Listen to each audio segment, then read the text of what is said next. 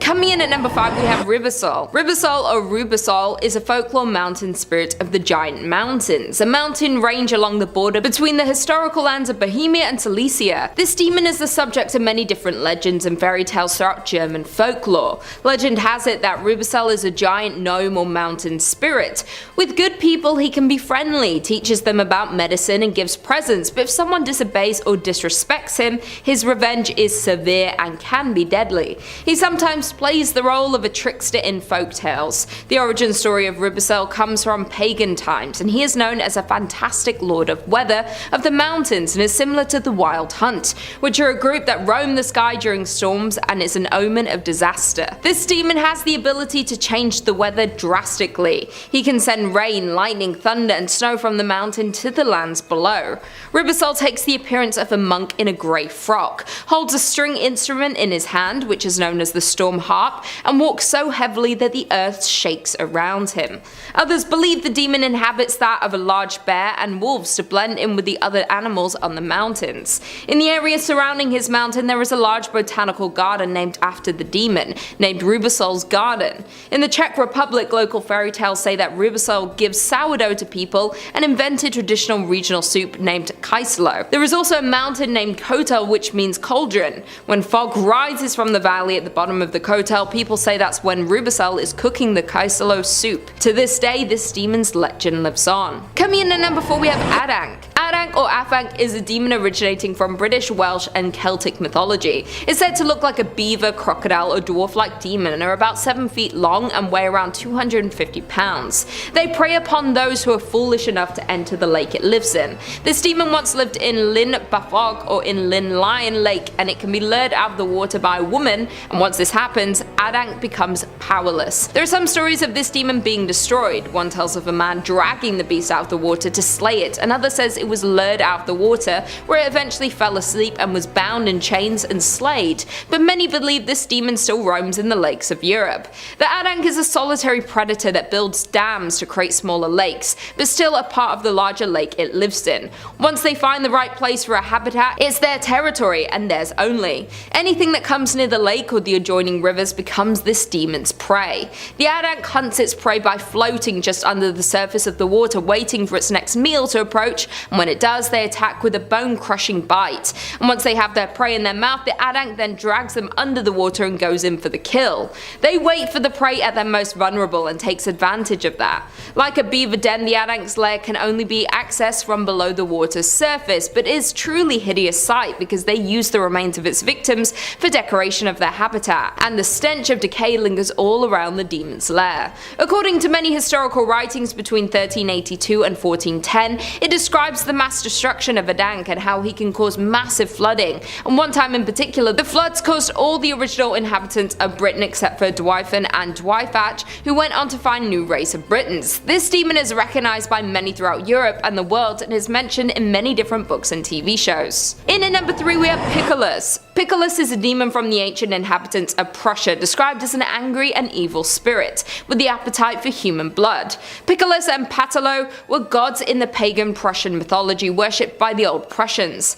Most researchers believe both these gods were the same person, and were in charge of the underworld and the dead. This demon was first mentioned in 1418 by Bishop of Warmia in a letter to the Pope and chronicler Simon Grunau. In a letter to the Pope and chronicler Simon Grunau, who provided more details about Picolus. According to Simon, Picolus was one of the 3 gods portrayed on the flag and coat of arms of King Wideruto, and worshipped in the temple of Ricciotto. He appears to look like an old man with a white beard and white headdress. He was scary and ruthless god of the dead. This demon would haunt and taunt the living if they disobeyed the pagan priests or buried the dead without proper sacrifices to the gods. Many other medieval writers believe in Simon's descriptions of the demon. In another writing, the Sadovian books, it mentioned 2 beings, Pekals, the god of hell and darkness, and Pekals, airborne spirit or devil. The same bear is also found in the church decrees of 1530. Many believe these 2 demons mentioned are just extended descriptions of Picolus. Caspar Heinenberger and later authors attempted to reconcile the accounts provided by Simon Grunau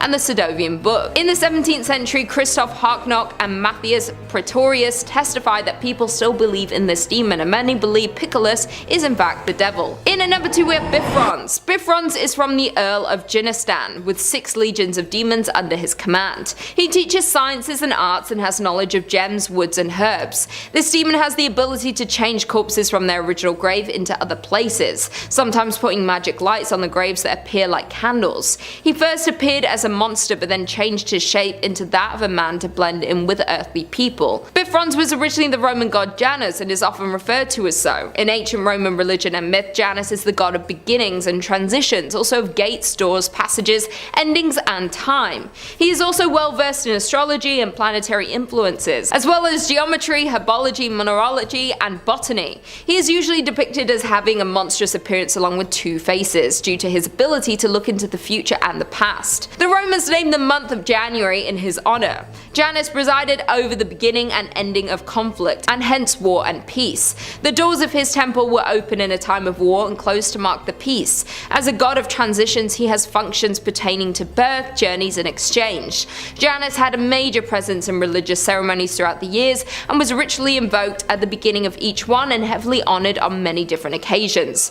Bifrons is mainly in charge of moving bodies from one grave to another, while hellish demon Muma takes over the souls. Accordingly, Bifrons has 26 legions of Jinnistan's army under his command and is the 46th spirit of the 72 Solomon imprisoned in a brass vessel. And finally, in at number 1 we have Krampus. One of the most popular demons coming from Europe is Krampus. He is a horned half-goat, half-man beast who terrorizes children throughout the Christmas season who have misbehaved. Assisting St. Nicholas, the pair visit the children on the night of December 25th each year, and St. Nick rewards the well-behaved children who have been good all year with gifts, while the badly behaved ones on the naughty list get a visit from Krampus and receive punishment from him. The origin of this demon is not directly known, but many believe this demon goes back centuries and originated in Germany, and since 1984 this demon has become known globally. Since the 19th century, during the Christmas season, many Europeans will exchange greeting cards featuring the Krampus demon. The feast of St. Nicholas is celebrated in parts on Europe on December 6th, and on the evening of December 5th is known as Krampus Night, where the wicked hairy devil appears on the streets, where he visits homes and businesses, wreaking havoc on unsuspecting humans. Many people believe Krampus has multiple appearances, but the most common is that he is hairy with black or brown fur, has hooves and the horns of a goat, as well as long pointed tongue hanging out and sharp fangs. There are festivals all throughout Europe held to celebrate Krampus, while many dress up in elaborate, horrifying costumes that resemble this demon. In the aftermath of the 1932 election in Austria, the Krampus tradition was prohibited by the Dollfuss regime and the Christian Social Party. In the 1950s, the government distributed pamphlets titled "Krampus is an Evil Man." Towards the end of the century, Krampus' popularity rose, and the festivals began and continue to this day. Young men dress up in Krampus costumes and roam the streets, frightening children with rusty chains and bells. Many of these festivals take place in Austria, Romania, Bavaria, Czech Republic, Slovakia, Hungary, and Croatia, just to name a few.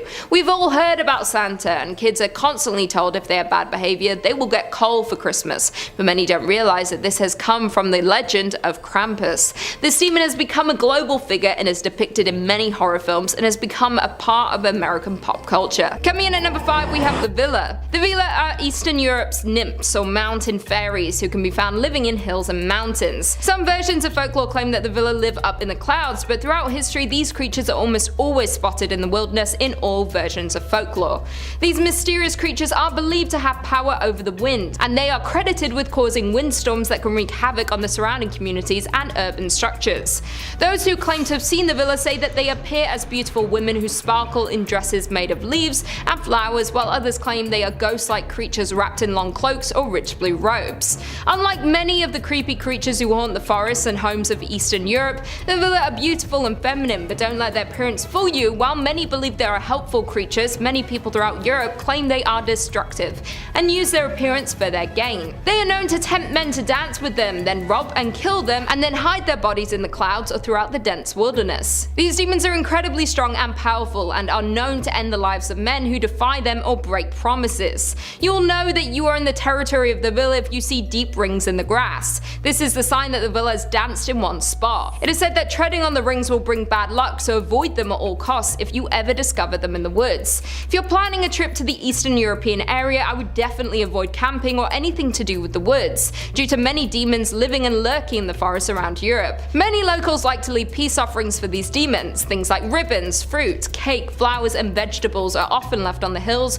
where lighting is known to strike. When locals want to venture into into the woods, they hope that these peace offerings will bring them luck and keep them safe from the villas. In at number 4 we have Nekalave. The Nekalave is a horse-like demon from Akkadian mythology that combines equine and human elements, originating from the Orkney Islands in the Northern Isles of Scotland. Also has the origins in Norse mythology, and British folklorist Catherine Briggs called it the nastiest of all the demons of Scotland's Northern Isles. This demon's breath was thought to wilt crops and sicken livestock, and the creature was held responsible for droughts and epidemics on lands even though it's predominantly a sea dweller. This demon could cause mass destructions for the locals across land and sea, which is why many believe it to be the most terrifying of all the demons throughout Europe. A graphic description of the Nukalave as it appears on land was given by an islander who claimed to have come in contact with the demon, but many accounts describe the details of the creature's appearance as inconsistent. Many believe they have many similarities to other sea monsters. This demonic creature is destructive to many humans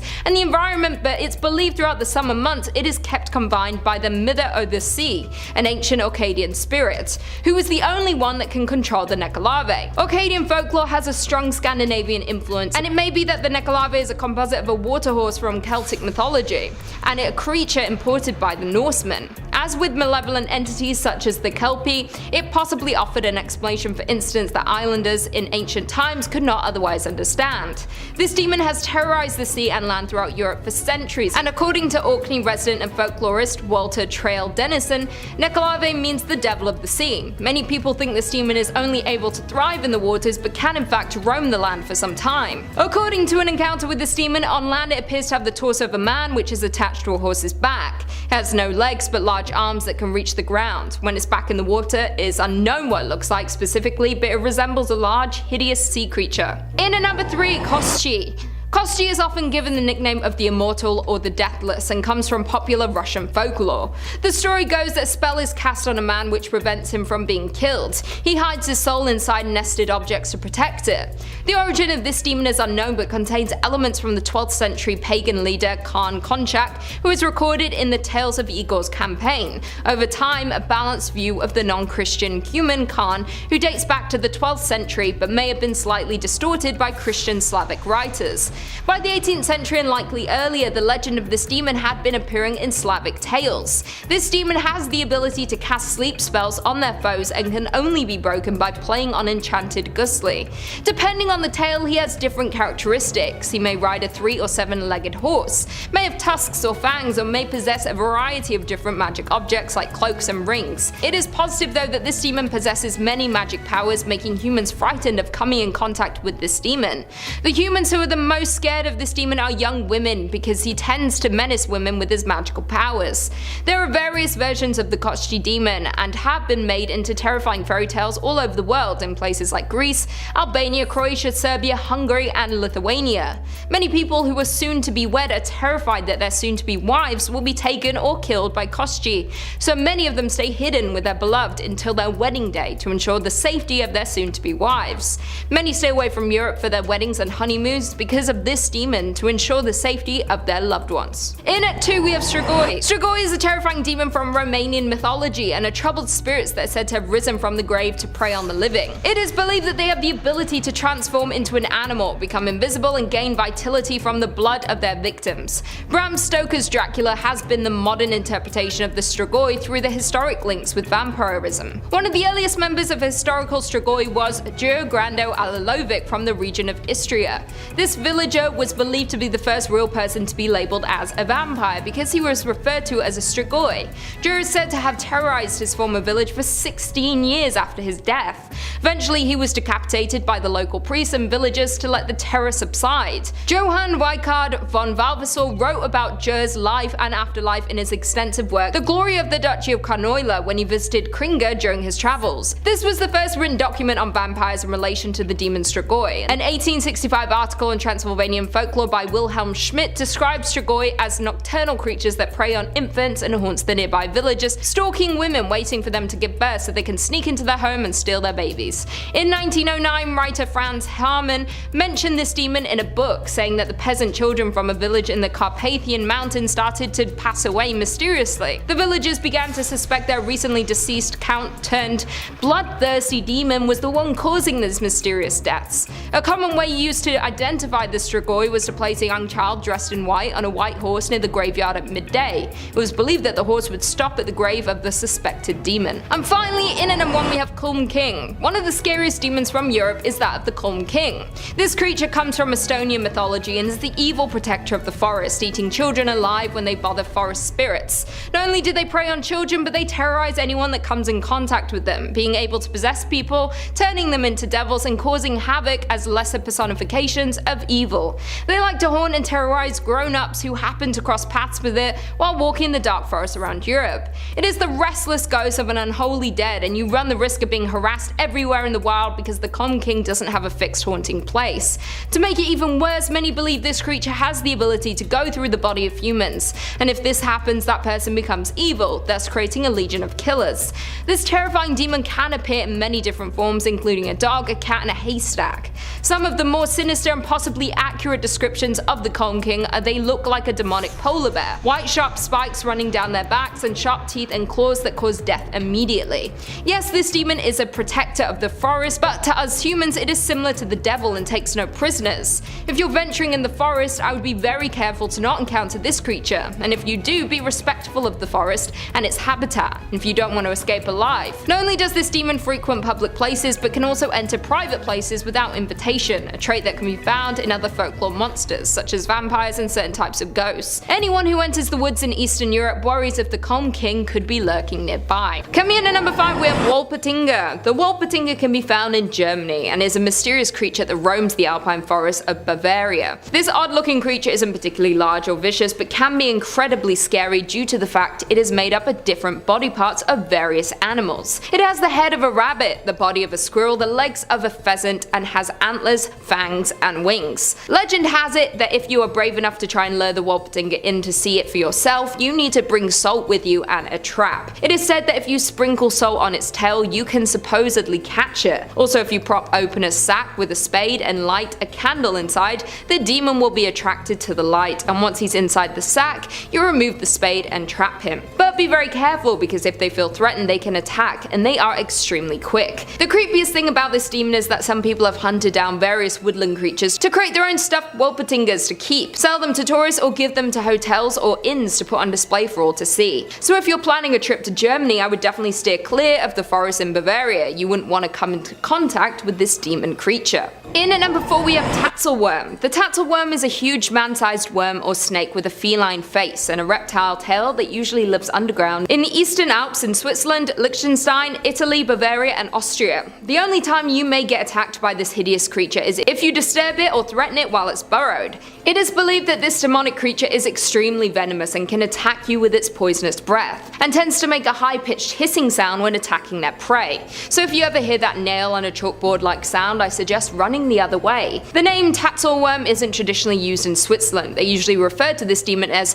Stollenworm, or the dragon of the mine tunnels. The Stollenworm may also be interpreted to mean a serpent with short, thick feet. An early description of dragon sightings in Switzerland was seen by Johann Jacob Wagner as early as 1680, and then illustrated further by Johann Jacob Schuster in 1723 and referred to as Schuster's dragons. The cat-headed serpent with black-grey body and no legs was said to be encountered by Johann and Thomas Tinner at a place locally known as Hauwellen on the mountain of Frumsen in the barony of Alsace, Switzerland. It was alleged to measure 7 feet or more in length. Residents in the neighborhood were complaining that their cows' udders were being mysteriously sucked on, but the incident stopped after this creature was killed. Another account of this demon was described as a 4-legged cat-faced mountain dragon by Andreas Raudner as something he encounters in 1660 on Mount Wangersberg in Sargansenland, and when it reared up on its hind legs it became as tall as a man with boar-like bristles running down its back. A 70-year-old man named Johannes Egerton came into contact with this beast and said when it exhaled its breath, the man said he was overcome with dizziness and a massive headache. The naturalist Carl Wilhelm wrote in his book History of Dragons of the Alps in 1887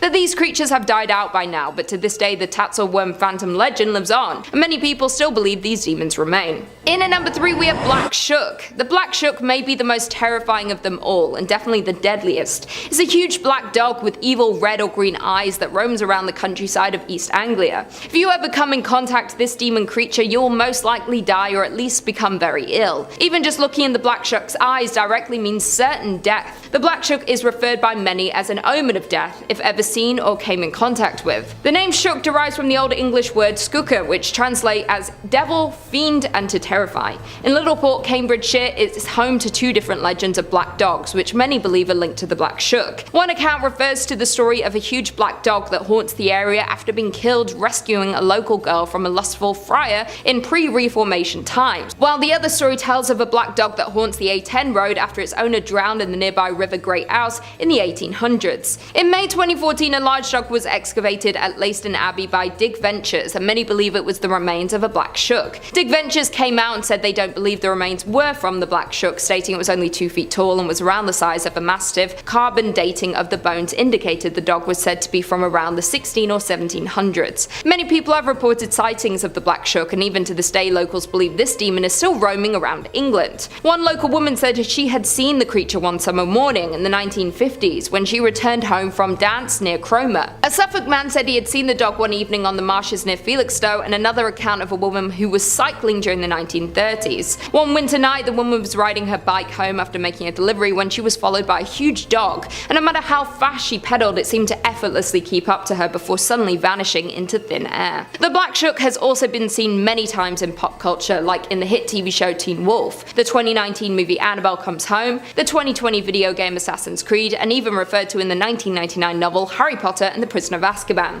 In at number 2 we have Basilisk. The basilisk is an extremely dangerous being. It is a legendary reptile that is referred to as a serpent king, who can cause death with a single glance and is believed to be able to breathe fire. This snake-like being is not very big but is highly venomous and can kill in an instant and leaves a wide trail of venom behind. The basilisk is quite different from a normal looking snake and is named king because it is seen to have a crown-shaped crest on its head. One of the earliest accounts of the demon comes from Pliny the Elder's Natural History, written in roughly 79 AD, where it's described as a monstrous cow-like creature and all who beholds its eyes fall dead upon the spot. The only thing that the basilisk fears is a weasel. It is the only animal that can face and attack the demon snake, and apparently the weasel's urine is the basilisk's kryptonite. It can also be killed with the crowing of a rooster, and many travelers would, and some still do, carry a rooster when they venture into areas where it was said that the basilisk lives. Some people have speculated that accounts and descriptions of cobras may have given rise to the legend of the basilisk demon. Cobras can maintain an upright posture and are often killed by mongooses, and the king cobra have a crown-like symbol on its head. Several species of spitting cobras have the ability to spit their venom from a distance, often in their prey's eyes, so they have many similarities to the basilisk.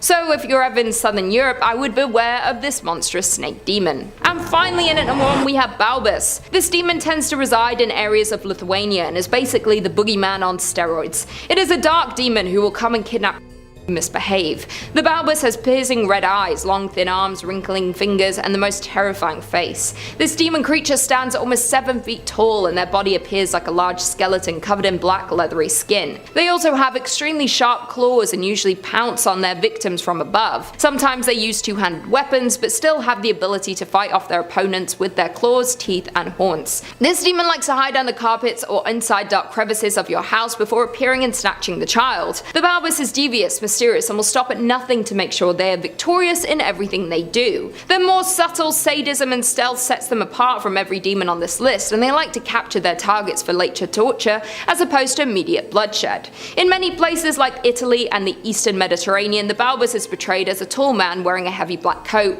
with a black hood or hat which hides its face. Sometimes parents would loudly knock under the table, pretending that someone is knocking at the door to make their children behave. It is also featured in a popular Italian nursery rhyme saying, "Who do I give this child to? I will give him to Balbus for a whole year." This tactic is used by many parents throughout Europe to make their children who are misbehaving fearful of getting the wrath of Balbus, and in turn making them behave better. Many believe that the popular boogeyman was actually inspired by this demon by the fact that he likes to kidnap during the night, hide in darkness, and frightening children into good behavior. The boogeyman is a term used to instill fear in children, and the Balbus is the most terrifying demon of them all.